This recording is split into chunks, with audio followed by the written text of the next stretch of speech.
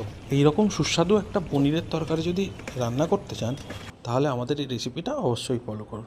বাজার থেকে খুব সুন্দর তুলতুলে নরম দেখে পনির কিনে নিয়ে আসুন। প্যাকেটজাত পনির কিনতে পারলে সবচেয়ে ভালো, না পেলে খোলা বাজারে পনির নিয়ে আসবেন।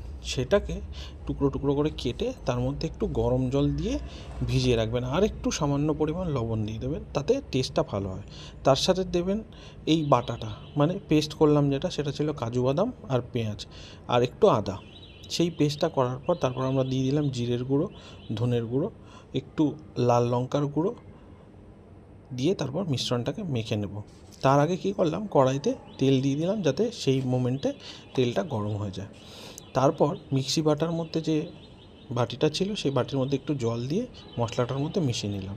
তেল গরম হয়ে গেলে কড়াইতে সাদা জিরে ফোড়ন দিয়ে তার মধ্যে মশলাটাকে এইভাবে ছেড়ে দিলাম। এবার মশলাটাকে একটু কষাতে হবে সুন্দর করে। পরিমাণ মতো দিতে হবে লবণ, কষাতে হবে ততক্ষণ যতক্ষণ না মশলাটা থেকে তেল ছাড়ছে। তারপর একটু পরিমাণ মতো জল দিয়ে দিন। যদি শুকনো শুকনো চান তাহলে জল দেবেন না, আর যদি একটু গ্রেভি চান তাহলে তার মধ্যে একটু জল অবশ্যই দেবেন। তারপর সেই টুকরো টুকরো করে কাটা পনিরগুলো আস্তে আস্তে এই গ্রেভিটার মধ্যে ছেড়ে দিন।